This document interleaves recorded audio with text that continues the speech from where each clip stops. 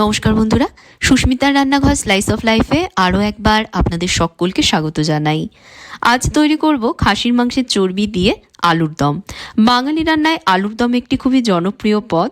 তবে যখন এই আলুর দম তৈরি হয় মাংসের চর্বি দিয়ে, তখন তার স্বাদ আর গন্ধ হয়ে ওঠে একেবারে আলাদা। অল্প উপকরণেই বানিয়ে নেওয়া যায় গ্রাম বাংলার ঐতিহ্যবাহী এই রান্না, কিন্তু স্বাদে হয় ভরপুর। ভাত কিংবা রুটির সঙ্গে এটা দারুণ উপভোগ্য। রান্নাটা করবার জন্য আমি প্রথমে একটা কড়াইতে পরিমাণ মতন তেল গরম করে নিচ্ছি। খুব ভালোভাবে তেল গরম করে নিতে হবে যাতে তেলে কাঁচা গন্ধ না থাকে। তেল গরম হলে তেলের মধ্যে দিচ্ছি হাফ চামচ হলুদ গুঁড়ো আর 1 চামচ নুন।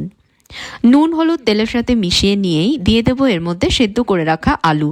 আমি এখানে ছোট আলু নিয়েছি, হাফ কেজি ছোট আলু সেদ্ধ করে নিয়ে আলুর খোসা ছাড়িয়ে নিয়েছি। তবে বড় আলু দিয়েও কিন্তু রান্নাটা করা যাবে। এবার আলুগুলোকে ভেজে নেব, আলুতে সোনালি রং না আসা পর্যন্ত ভাজবো।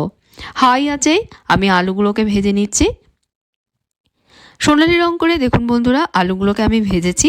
এবার ভাজা আলুগুলোকে কড়াই থেকে তুলে নেব। আর বন্ধুরা, খুব ভালোভাবে কিন্তু আলুটা ভেজে নেবেন, তাহলে আলুর দমের টেস্টটা দেখবেন অনেক বেশি ভালো আসবে। এবার অবশিষ্ট তেলে দিয়ে দিচ্ছি 2টো তেজপাতা, 1টা দারচিনি আর 3টে এলাচ। মশলাগুলো হালকা একটু ভেজে নেব। মশলার ফ্লেভার তেলে মিশে গেলেই দেবো এর মধ্যে পেঁয়াজ কুচি। আমি এখানে 3টে মাঝারি সাইজের পেঁয়াজ স্লাইস করে কেটে নিয়েছি। এবার পেঁয়াজও ভেজে নেব। ভালোভাবে পেঁয়াজটাকেও ভাজতে হবে, পেঁয়াজে বাদামি রং না আসা পর্যন্ত ভাজবো। পেঁয়াজে বাদামি রং চলে আসলেই দেবো এর মধ্যে লম্বা পাতলা করে কেটে রাখা 2টো টমেটো। এর মধ্যে অল্প নুন দিয়ে টমেটো নরম না হওয়া পর্যন্ত এখন ভাজবো। একটু নুন দিয়ে ভাজলে দেখবেন টমেটো তাড়াতাড়ি নরম হয়ে যায়। আমি 2-3 মিনিট ভেজেছি, দেখুন টমেটো নরম হয়ে গেছে।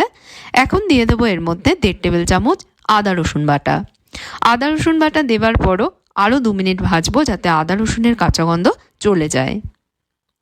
2 মিনিট ভেজে নিয়েই দিয়ে দেবো এর মধ্যে গুঁড়ো মশলা। গুঁড়ো মশলায় দিচ্ছি 1 চামচ হলুদ গুঁড়ো, হাফ চামচ ঝাল লঙ্কা গুঁড়ো, 1.5 চামচ কাশ্মীরি লঙ্কা গুঁড়ো আর 1 চামচ ধনে গুঁড়ো। অল্প জল এর সাথে অ্যাড করে ভালোভাবে সব মিশিয়ে নিয়ে এখন এই মশলাটা কষাবো। মশলা থেকে তেল না ছাড়া পর্যন্ত কড়াই ঢাকা চাপা দিয়ে লো মিডিয়াম আঁচে কষাবো। ভালোভাবে বন্ধুরা মশলাটা কষাবেন, তাহলেই দেখবেন আলুরদমটা খেতে কিন্তু টেস্টি হবে। আর মাঝে মাঝে ঢাকা সরিয়ে সব একটু মিশিয়ে দেবেন যাতে মশলা না পড়ে, তারপর আবারও ঢেকে দেবেন। এভাবে করে আমি প্রায় 5-7 মিনিট কষিয়েছি। দেখতেই পাচ্ছেন মশলা থেকে তেল ছেড়ে দিয়েছে। এবার ভেজে রাখা আলুগুলো এর মধ্যে দিয়ে দেব। সাথে দেব খাসির মাংসের চর্বি। আমি 200 গ্রাম খাসির মাংসের চর্বি এভাবে ছোট টুকরোয় কেটে নিয়েছি। সাথে দিচ্ছি এর মধ্যে 1 মুঠো মটরশুঁটি। যেহেতু এখন শীতকালে মটরশুঁটিটা ভালো পাওয়া যায়, আর এটা দিলে পরে খেতেও ভালো লাগে। তবে এটা সম্পূর্ণ অপশনাল, এটা ছাড়াও বানানো যাবে। এবার মশলার সাথে সব মিশিয়ে নিয়ে এগুলোকে একটু সময়ের জন্য কষাবো। কড়াইটা ঢাকা চাপা দিয়ে কম আঁচে কষিয়ে নেব। চর্বির কাঁচা গন্ধ না যাওয়া অবধি এটাকে এভাবে কষাতে হবে।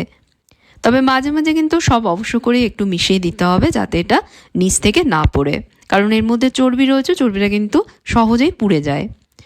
মিশিয়ে দিয়ে আবারও ঢেকে দেব। এভাবে করে আমি প্রায় 3-4 মিনিট কষিয়েছি।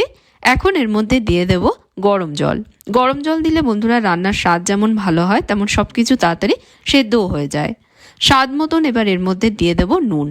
অবশ্যই কিন্তু আপনারা নিজেদের স্বাদ অনুযায়ী এর মধ্যে নুন দেবেন। দেবার পর সব ভালোভাবে মিশিয়ে নেব। মিশিয়ে নিয়েই কড়াইটা ঢেকে দেব। ঢেকে দিয়ে একদম কম আঁচে রান্না করব গ্রেভির চারপাশ থেকে তেল না ছাড়া পর্যন্ত। 5-7 মিনিট পর আমি ঢাকনা সরাচ্ছি। গ্রেভির চারপাশ থেকে তেল ছেড়ে দিয়েছে। এখন এর মধ্যে দিয়ে দেব হাফ চামচ ক্রাশ করা গোলমরিচ। আপনারা চাইলে এমনি গোলমরিচ গুঁড়োও দিতে পারেন। 1 চামচ দিয়ে দেবো কাসুরি মেথি আর হাফ চামচ দেব গরম মশলা গুঁড়ো। কাসুরি মেথিটা আমি হাতে ডলে নিয়ে দিয়েছি।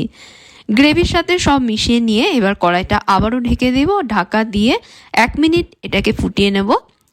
1 মিনিট কম আছে গ্রেভি ফুটিয়ে নেবার পর ঢাকনা সরিয়ে এর ওপরে ফ্রেশ ধনেপাতা কুচি ছড়িয়ে দিয়ে এর সাথে মিশিয়ে নিয়েই গ্যাস থেকে এটা নামিয়ে নেব।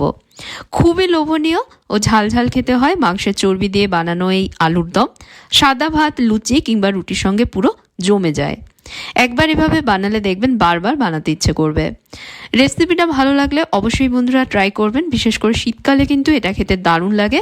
আপনাদের যদি ভিডিওটা ভালো লেগে থাকে লাইক দিতে ভুলবেন না, ভিডিওতে শেয়ার এবং কমেন্ট করবেন, আর চ্যানেলে সাবস্ক্রাইব করে নিয়ে পাশে থাকা বেল আইকনে প্রেস করবেন, সাথে ফেসবুক পেজেও আমায় ফলো করবেন। তাহলে আজকের মতন বিদায় নিচ্ছি। আপনারা ভালো থাকবেন, ভালো রাখবেন, ধন্যবাদ।